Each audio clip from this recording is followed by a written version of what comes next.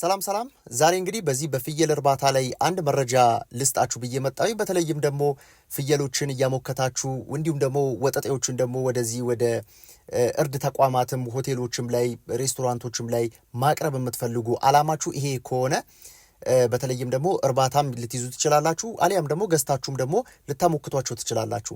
ነገር ግን በሁለቱም አይነት መንገድ ቢሆን ስለዚህ ፍየል አንድ ነገር ላንሳላችሁ። ይሄ በምስሉ ላይ የምትመለከቱት ግልገል ፍየል 1 ወር እድሜ ብቻ ነው ያለው። ከተወለደ 1 ወሩ ነው።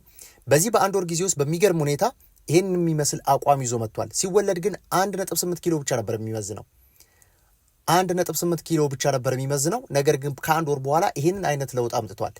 ይሄ በዋናነት እንግዲህ ሁለት ነገሮችን እንጥቀስ። አንደኛው አመጋገብ ነው፣ ሁለተኛ ደግሞ ዝርያ የሚባለው ነገር ነው።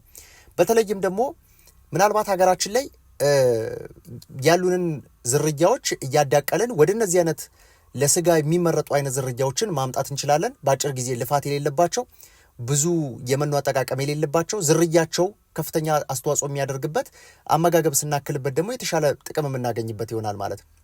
ስለዚህ አገራችን ላይ ያሉ ዝርያዎች እንግዲህ በስጋ ብቻ የምናውቃቸው ዝርያዎች አሉ። በስጋ ያዥነታቸው ብቻ የምናውቃቸው ዝርያዎች አሉ። ከነሱም እንደገና ደግሞ በውልደት መጠናቸው ጥሩ የሆኑ ለምሳሌ የአበርገሌ ፍየሎችን ብንመለከታቸው የመውለድ አቅማቸው በጣም ከፍተኛ ነው፣ ወይም ደግሞ በጣም ከፍተኛ የመዋለድ አቅም አላቸው። በአጭር ጊዜ ውስጥ እርግዝናን ይደግማሉ። ከዚህ በተጨማሪ ደግሞ ይሄ ምንድነው የኪዲንግ ሬታቸውን ወይም ደግሞ እርግዝና 2 ወይም ደግሞ 3 የመውለድ አቅማቸው ከፍተኛ ነው። ነገር ግን ደግሞ እነዚህን ፍየሎች ስንመለከታቸው ለስጋ አይደለም የመራባት አቅማቸው እንጂ በስጋ ያዥነታቸው የሚታወቁ ደግሞ አይደሉም። ስለዚህ ከአንድ ፍየል ላይ ልታገኙ የምትችሉት ኳሊቲ አንድ ብቻ ነው። ስለዚህ እኛም በዚህ በእርባታ ስራ ላይ ደግሞ ስንመለከት ለምሳሌ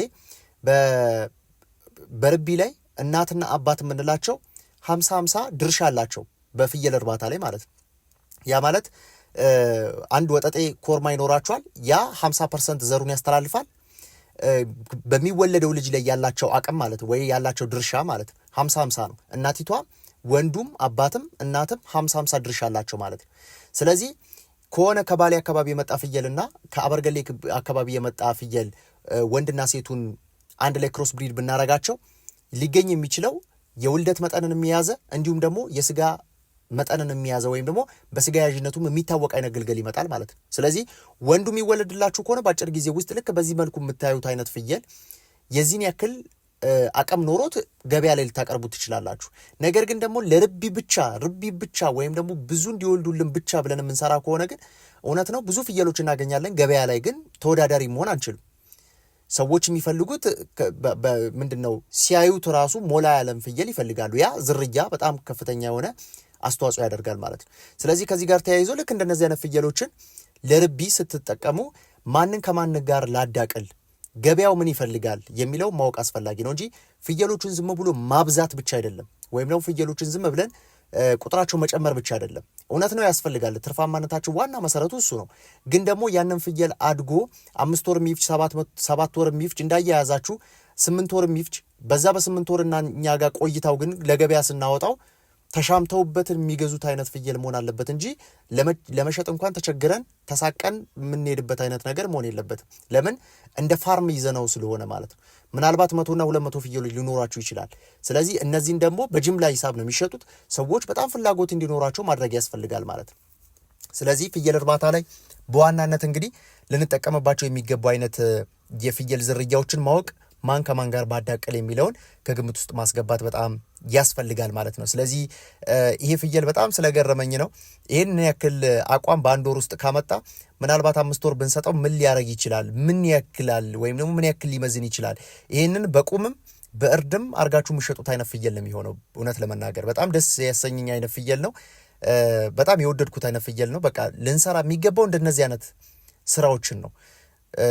በእርግጥ ብቻውን የተወለደው ብቻውን መወለዱ ፍየሉ ብቻውን መወለዱ እንግዲህ ለዚህን ያክል አቋም እዚህ ለመድረሱ ከፍተኛ አስተዋጽኦ አድርጎለታል ብዬ አስባለሁ። አንደኛ በ5 ወር በእድገት ጊዜ ውስጥ በእርግዝና ጊዜ ውስጥ ወይም ደግሞ የጽንሱ እድገት በከፍተኛ ሁኔታ እንደተቀላጠፈ የሚያሳይ ነው።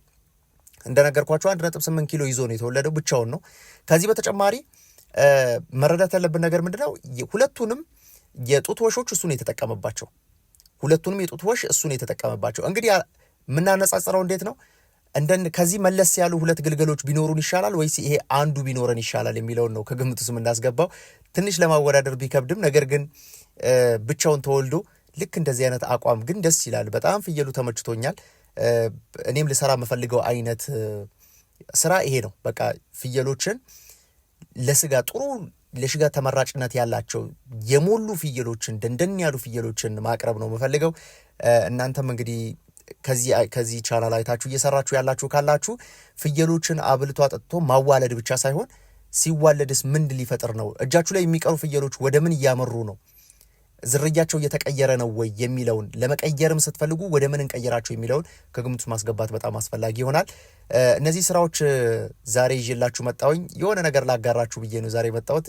እንግዲህ በፍየል እርባታ ላይ ዝም ብለን 200-300 ፍየሎች መያዝ ሳይሆን ተዋልደው ግን ወዴት እያመሩ ነው፣ የትኛውን ዝርያ እየፈጠሩ ነው የሚለውን ከግምት ማስገባት ያስፈልጋል። ለዛሬ ይዤላችሁ የመጣሁት ሐሳብ ይህንን ይመስል ነበረ። ሰላም።